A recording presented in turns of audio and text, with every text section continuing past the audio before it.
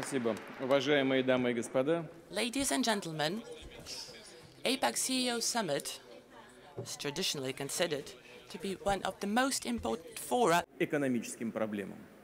to discuss economic issues. I appreciate the opportunity to speak on the topic of special relevance О развитии сотрудничества России talk about the development of cooperation between Russia and Asia-Pacific region. и океанским веком. Россия как часть АТР использовать те конкурентные преимущества, We see great competitive advantages that this rapidly growing center of economic technology and innovation offers. The development of such regions of Russia as Siberia, Far East, opens up unique opportunities for the countries of this vast region. Opportunity to efficiently use new opportunities and further strengthen its potential for Russia. Cooperation with Asia-Pacific is a strategic priority, and it is very important that for our relations with the overwhelming development, relations of the countries of the region characterized by general positive, constructive spirit, we value the determination, and we are determined to further bring forward multifaceted bilateral and multilateral cooperation. We think that the experience of many of the Asia-Pacific countries serves as a good example in terms of building competitiveness.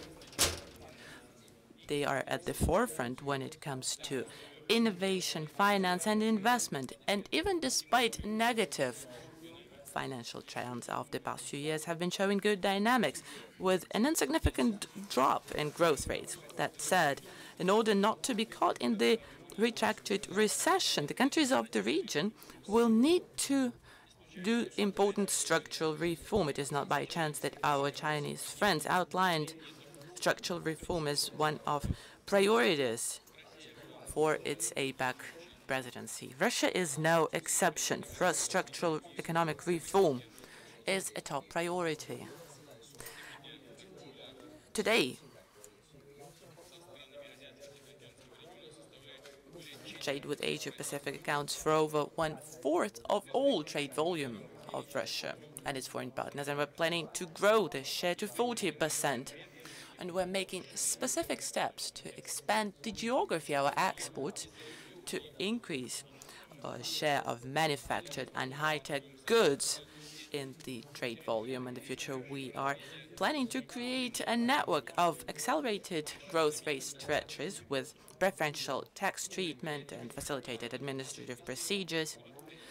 Companies that will be located there will be mostly producing manufactured goods that will mostly be sold in the Asia-Pacific region. I would like to use the occasion to invite you, ladies and gentlemen, to use opportunities that are opening up and locate your production in the Far East of Russia.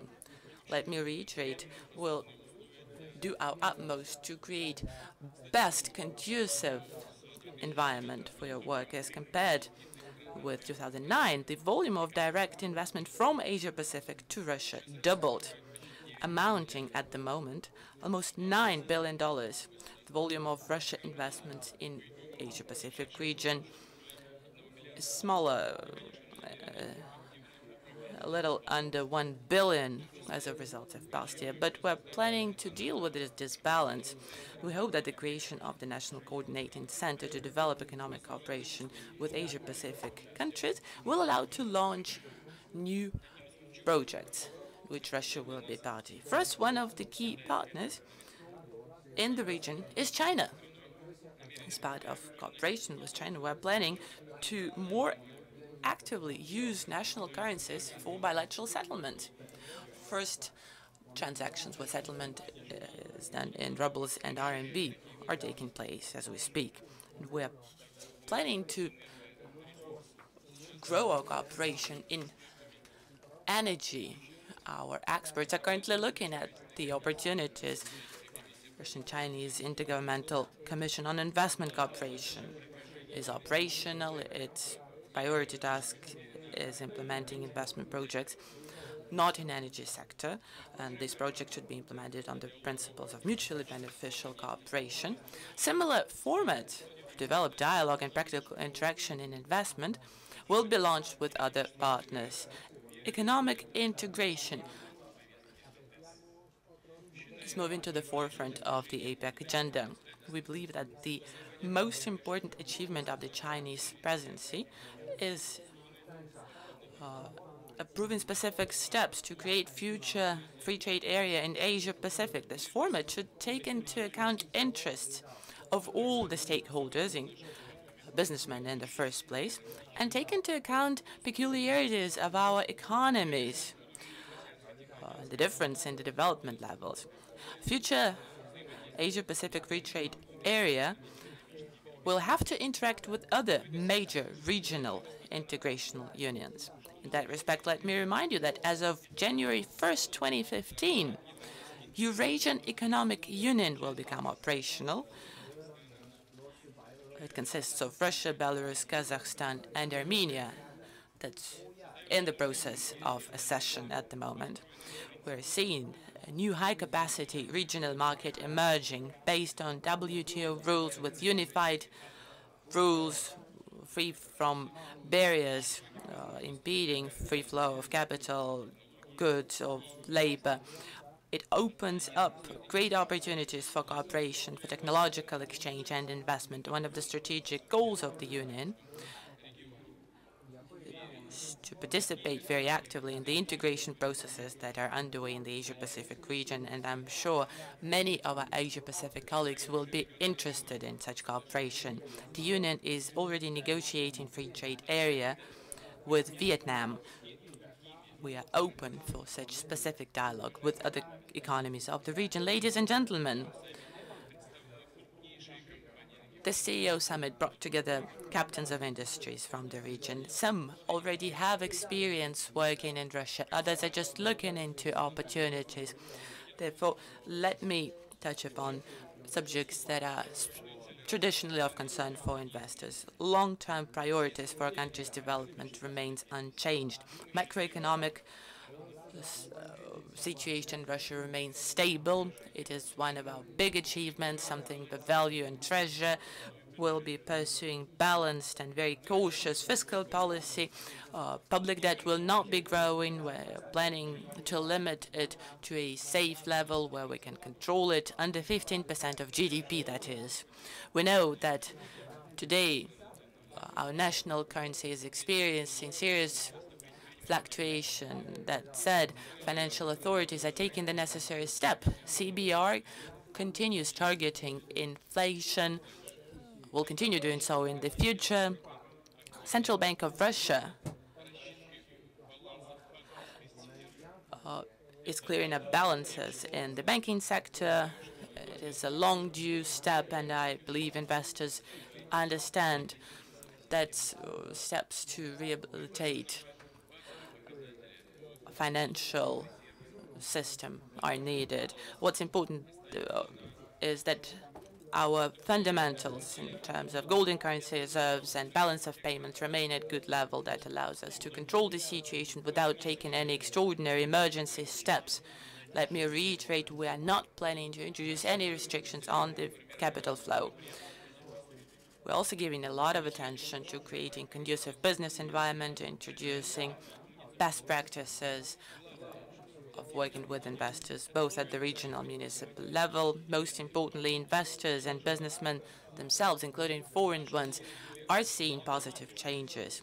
International experts also give a positive assessment to our efforts. As compared to 2010, our country improved its position in doing business, and we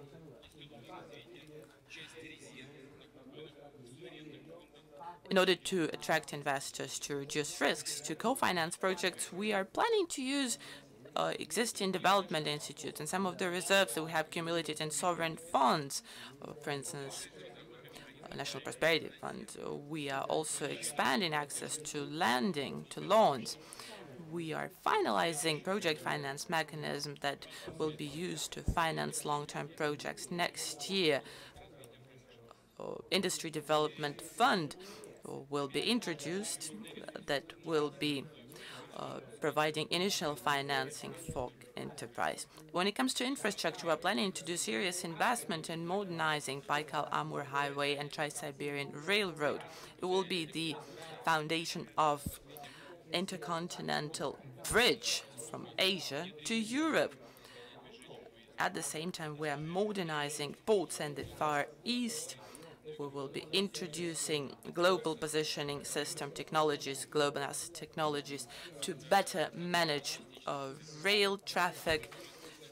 We are building additional dry ports, which are transportation hubs.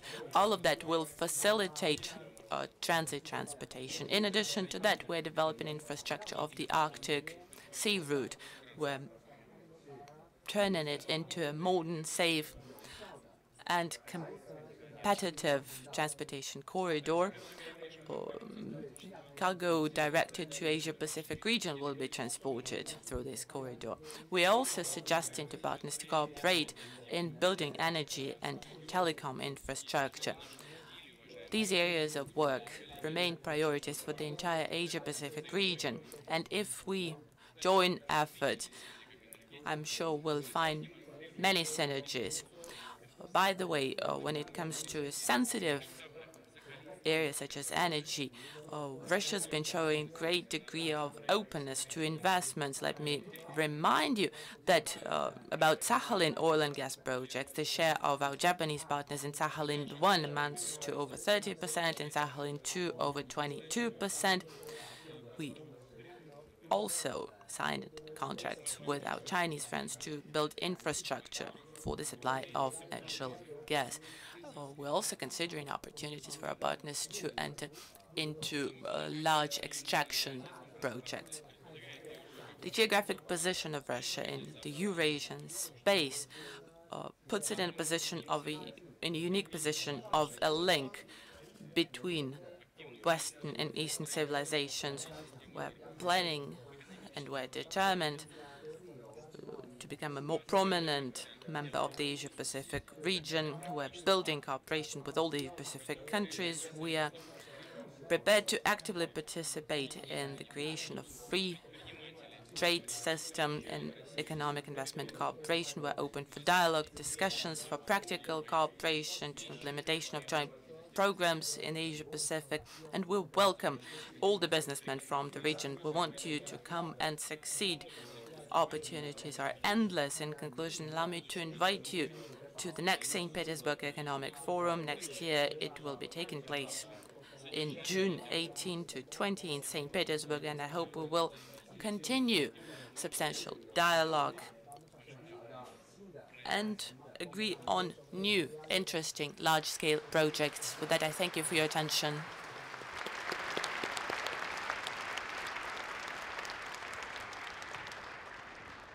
Уважаемые участники, вы услышали из первых уст политику России. Dear participants, now that you've heard first-hand information about Russia's policy in Asia-Pacific region, about new opportunities that will be opening up in the near future, you will have a chance to ask some questions. We have 7 minutes for the Q&A session. Please don't forget to introduce yourselves. Mr. President, Timothy Ong from Brunei. Mr. President, you mentioned the creation of the Eurasian Economic Union, which will come into effect on the 1st of January. Could you tell us more about the specific opportunities for APEC and the member economies of APEC? Thank you.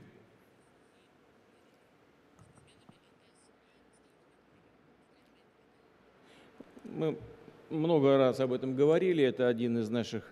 We have spoken about it on many occasions. It is one of our priority integration projects in the post-Soviet space. Like I said, it consists of Russia, Belarus, and Kazakhstan. We are at the final stage of accession for Armenia.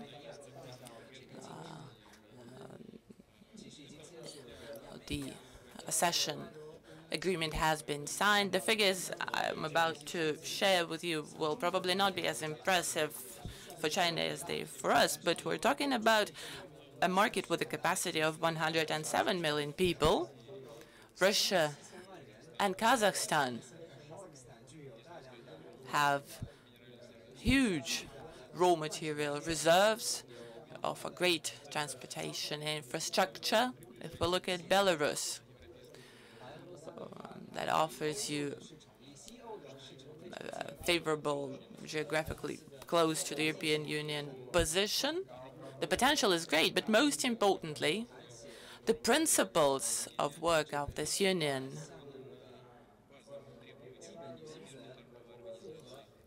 are the basic requirements of the WTO and fully coherent with WTO requirements. Like I said in my statement, we are now at the next stage of integration, interaction.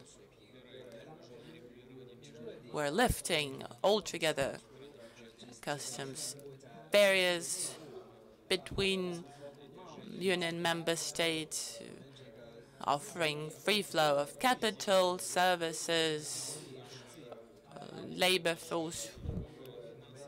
We're bringing in compliance our tax legislation, and we'll be jointly regulating financial markets. All of that creates great prerequisites for safe and confident work on this very large market where investors can make sound forecasts, make good profit, feel protected. And let me repeat that our fundamental principles are in full compliance with those of the WTO, and I sincerely hope that our partners all over the world, including Asia Pacific, will very soon feel real benefits. I come from China, TCL. I'm Li Zhongshen. Here, I would like to ask President a question about the Russia investments, the outside outbound investments, about the legal framework for the overseas investment for Russia. We have a lot of business in Russia. We would like to establish a plant or a joint venture in Russia, but after our investigation, we found out that the Russia's legal framework, the rules and regulations, is not so clear for us, for the overseas investors. And for the government, also has a lot of discretion over the overseas investment, overseas investors. Maybe you will improve your legal framework in the future. Я уже говорил в своем выступлении. Like I said in my statement, then let me repeat. On the one hand, it is our top priority, creating conducive business environment and favorable environment for investment in Russia. We have a program of action that was not just invented by bureaucrats like a tabletop exercise. It is a result of our cooperation with business community and feedback we've been getting from them. We have a roadmap to lift administrative barriers. And like I said, the situation is changing, and for the better. We have made a lot of progress, advanced in the doing business rating. But it's not about ratings, really. It's about practical life. It's about real experience. We are facilitating registration procedures for companies, so facilitating grid connection or infrastructure connection for facilities. We are reducing pressure emanating from law enforcement agencies. These are topics that are constantly in the focal point of our attention. We constantly analyze market trends. We get feedback from the business community, and we have every reason to believe that we are moving in the right direction. Well, not everything has been done yet. There are some pending issues, but we know what to do and how to do. So we're talking about fundamental things I mentioned already. Fiscal policy. Preserving sound macroeconomic indicators or principles, macroeconomic principles.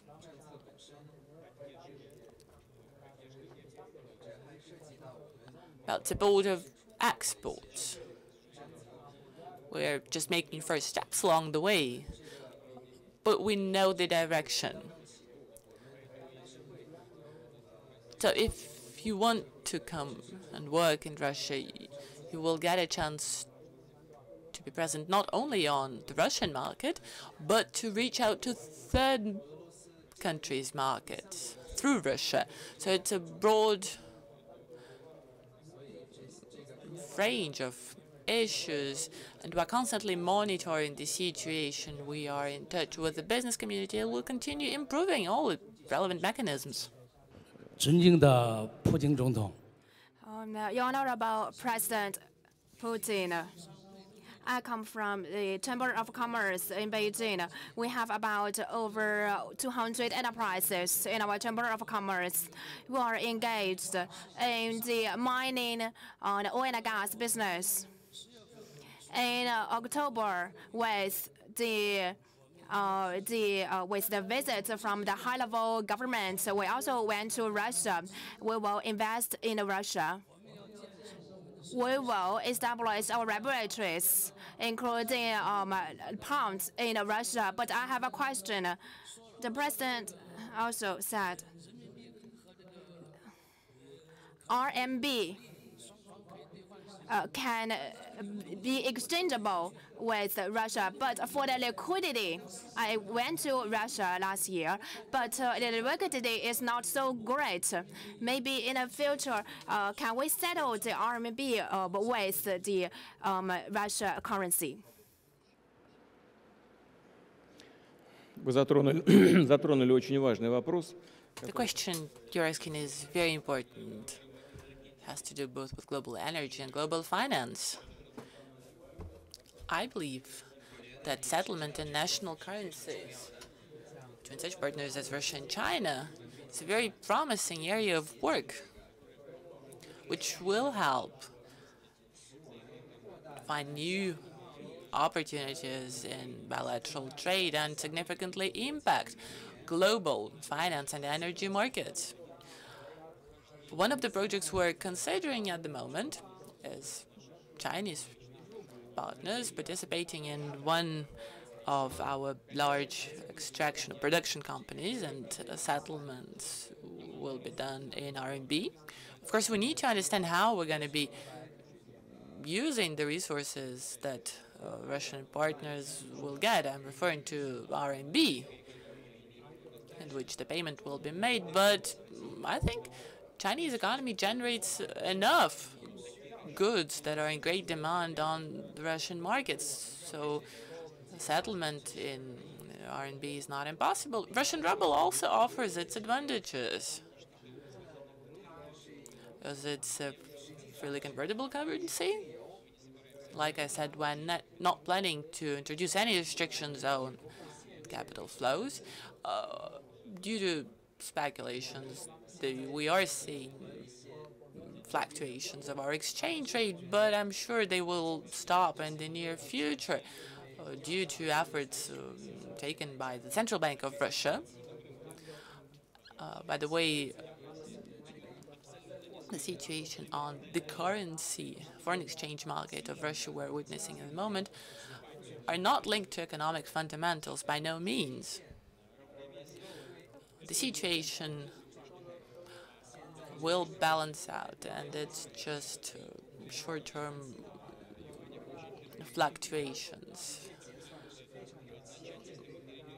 But Russian ruble RMB settlements offer great prospects. Should we shift to national currency settlements, that would mean it will reduce influence of dollar and global energy, and this That wouldn't be a bad thing for the economy or finance or energy market or even dollar itself.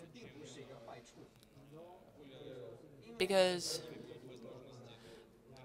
the more settlement opportunities there are, the more stable global finance and global energy sectors will be.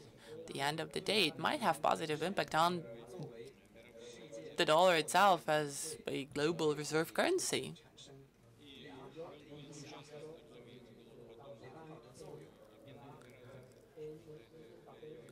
And of course, dollar will also be used as one of the strong foreign exchange currencies alongside with ruble and RMB.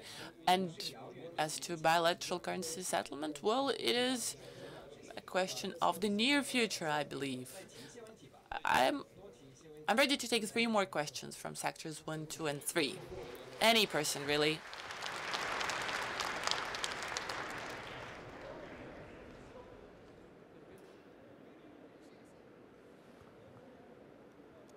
Уважаемый Владимир Владимирович, уважаемый господин Дерипаска, Mr. President, Mr. Deripaska, my name is Yana. I represent Business Park Reut from Moscow. I've been working in Moscow and Russia for over 15 years. So my question is, how can we use success stories and good experience of Chinese colleagues to attract new investors to Russia? Well, if you continue coming to such fora and telling about your positive experience, I'm sure you would encourage more Chinese companies to come and work in Russia. What you just said is in itself a wonderful advertisement, and I would be happy to hug and kiss you for that. Thank you. Follow up. At the moment, over 370 companies from 13 countries of the world work in our business park, and we'd be happy to invite you to visit our business park. I will be happy to visit you. Thank you. Somewhere, please give the mic to someone in the front part of the audience. 尊敬的普京总统，我是来自越信集团。 I come from Yixin Group. I come from the Chamber of Commerce in China. I have 2 questions for President. The first one is investment in Russia. The Chinese entrepreneurs, the Chinese enterprises are very concerned. Apart from the legal issues, we also have other issues. For example, public security issues. This is the first question. The second one is Russia is a country with a lot of timber production. We have a lot of timber production in Russia. And how can the Chinese enterprises enter into the timber industry in Russia? Thank you. Первое, что касается безопасности. First, as regards security, petty crime, I can assure you that it is not more dangerous to be in the streets of Russian cities than in the streets of Chinese, American, European cities. Where are we, 10? By the way, today is the professional holiday of law enforcement officers of Russia, so let us congratulate them. As they know that we think about them here at the APEC Summit, I'm sure that will give them an extra impetus to do an even better job. As regards wood or lumber, I understand the subtext of your question, but I'm sure you'll understand when I say that any country, and Russia is no exception in that respect, would like to see any raw material produced in its territory to be processed domestically, would like to see its own economy generating more added value, like to see additional jobs created domestically, and would like to see more proceeds for budgets at all level. We have been experiencing problems, but we still have been changing the orientation. And now we're shifting towards more processing, domestic processing, despite the fact that many of our partners would rather buy round wood from us. Taking about how we could account for interest of foreign partners, including Chinese friends, the answer is simple. Do come to Russia, invest in wood processing industries.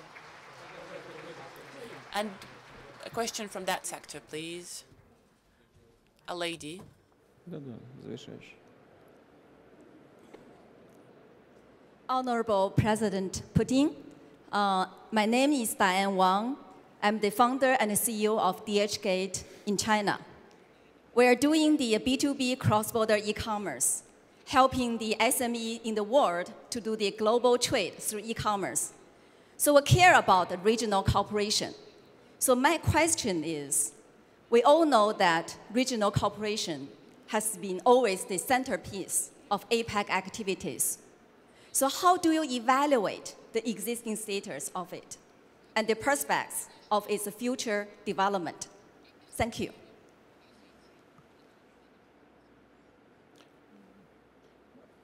Вы имеете в виду электронные торговли или... You mean e-commerce? Or are you asking about e-commerce or our interaction with China? Could you repeat, please? Because we are helping the SMEs, so we care about if during the APEC, if we have more and more this kind of regional cooperation that can, through, for example, e-commerce, to enable SMEs to access global market, to access the, the internet finance, etc. Okay. Thank you. Да-да. Да-да, я понимаю. Yes, I understand that. Well, first, as regards regional interaction, I believe it is one of our top priorities. As regards cooperation between Russian regions and regions of China, individual regions, we have seen good progress. I don't want to give specific statistics of growth of trade volume at the regional level, but trust me, they are impressive. And we're seeing growth from day to day, from year to year. We have established direct, very positive relations between heads of individual Russian regions and regions of China. And that helps to bring closer business circles. E-commerce, in which you work, is a very important segment of global trade, and it is instrumental for development of SMEs. That said, we believe that in Russia, for instance,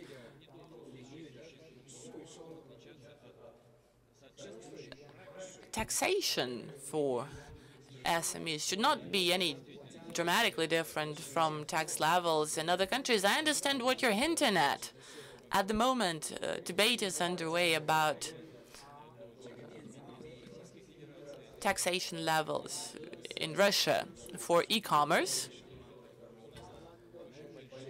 The volume of e-commerce in Russia is very large and it's constantly growing, and the state needs to protect its interests.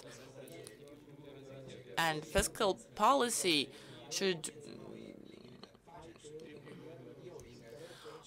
correlate with the requirements of this business and the level of development. There is one issue we need to resolve within the customs union, the Eurasian Economic Union that will become effective as of January 1st next year. We need to agree on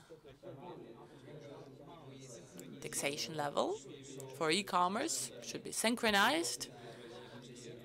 It is unacceptable to have different taxes in Russia, Belarus, and Kazakhstan, because otherwise e-commerce would migrate to the country where the taxes will be lowest. But we'll try to be very cautious not to